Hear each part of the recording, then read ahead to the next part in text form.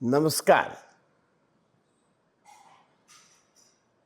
पहली बार 10 साल के बाद विपक्ष नेता के रूप में माननीय राहुल जी संवैधानिक पद पे एक विपक्ष नेता के रूप में संसद में उन्होंने बातें रखी अपनी। ये दोनों बात अलग अलग है, आप इसे थोड़ा सा गौर करिए। सबसे पहले राहुल जी ने कहा कि मणिपुर जल रहा है, नीट जैसी कई एग्जाम में लाखों विद्यार्थियों बहुत आघातजनक परिस्थिति में है। फिर राहुल जी ने कहा, महंगाई के बारे में कहा, बेरोजगारी के बारे में कहा और ऐसे कई देश की समस्याएं और अग्निवीर की शहीदी के बारे में उन्होंने कहा। कई मुद्दों पर उन्होंने बात करी, लेकिन प्रधानमंत्री जी ने किसी बात पर न बहस करी न जवाब दिया। हां, एक बात राहुल जी ने करी और राहुल जी ने दुनिया के हर सारे धर्म की मूलभूत जो राय है कि किसी को डराओ मत और डरो मत, ये बात करी। इस पर भी ज्यादा बहस नहीं करी। लेकिन जब राहुल जी ने भगवान शंकर जी का स्वरूप दिखाया और फिर उन्होंने एक ऐसी कमेंट करी कि भारतीय जनता पार्टी डराती है लोगों को, हिंसा करती है, और जो लोगों को डराते हैं और जो हिंसा करवाते हैं वो हिंदू नहीं कहलाते, ये राहुल जी ने कहा। इसीलिए भाजपा को हिंदू कैसे कह सकते हैं?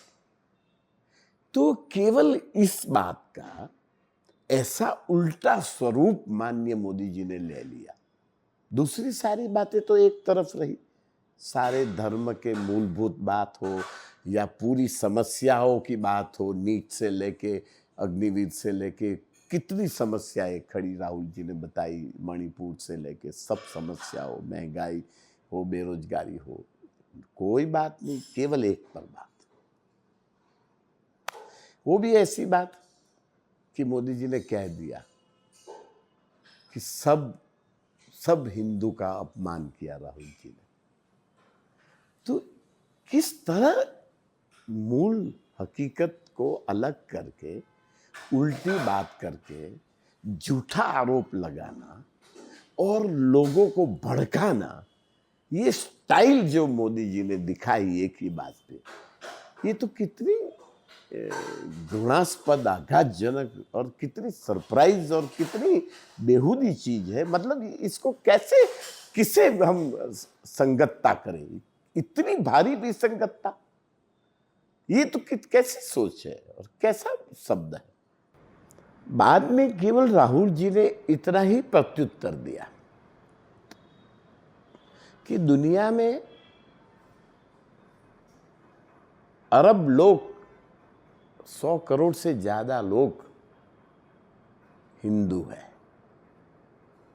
लेकिन केवल नरेंद्र मोदी, बीजेपी, आरएसएस हिंदू नहीं हो सकते, क्योंकि राहुल जी ने वजह भी दी कि जो हिंसा फैलाए, जो नफरत फैलाए, जो डर फैलाए, लोगों को डराए, वो कभी हिंदू नहीं हो सकते। हिंदू प्यार, मोहब्बत, त्याग जो करता है वो सही हिंदू है।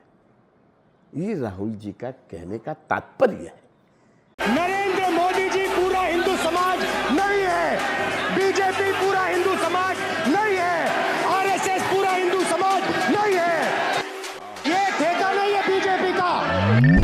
अब आगे बढ़िए। राहुल जी ने एक आत्मविश्वास से चुनौती दी कि भाई अब आने वाले विधानसभा गुजरात के चुनाव में इंडिया गठबंधन भाजपा को परास्त करेगी।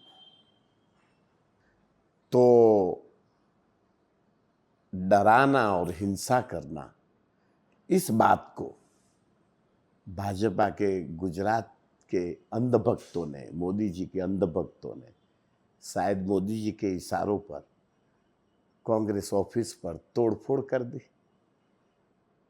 अहमदाबाद में। तो ये हिंसा नहीं है, ये डराने की बात नहीं है। तो ये तो राहुल जी सच साबित हो गए कि मोदी जी डराते हैं और हिंसा करवाते हैं। तो क्या केवल एक शब्द कहना कि भाई आने वाले विधानसभा चुनाव में इंडिया गठबंधन भाजपा को परास्त करेगी, इस बात पर इतना डर फैलाना और इतना हिंसा करना कि कांग्रेस ऑफिस पर ही हमला कर देना, ये इस बात को आप किस न्याय के इंसाफ में, किस तराजू में आप तोलोगे, यही हमें समझना है। आजकल पहले जैसे भागवत जी ने कहा था कि सत्ता पक्ष और प्रतिपक्ष दुश्मन नहीं है, ऐसा भागवत जी ने कहा था। तो ये कैसा आरोप होता है, प्रतिपक्ष के आरोप के सामने इस तरह का झूठा और गलत आरोप लगाना और बात को गोल घुमा के ट्विस्ट करके किसी बात को उल्टा ही लटका देना, यही मोदी जी का स्वभाव है और यही मोदी जी की स्पीच होती है। आप पिछले 20 साल से उनकी स्पीच को आप देखिए, जब से वो गुजरात के मुख्यमंत्री बने 2001 के बाद आज तक उनकी सारी स्पीच का आप मूल्यांकन करिए, इसका इवैल्यूएशन करिए, आप उसका स्टडी करिए। उनकी यही स्टाइल है, बात को घुमा के उल्टा करना और गलत फहमी फैलाना और भड़काना और चढ़ा के उसको इंस्टिगेट करके इनडायरेक्टली हिंसा फैलाना, ये उनकी स्टाइल है, इनका स्वभाव है, इनका ये मोटो है। ये काम उनका क्या चुनाव में वोट के लिए नहीं है ये काम, तो ये काम किस सेवा के लिए है, कौन सा सबका विकास के लिए है, ये इनकी नीति रीति और ये उनका काम।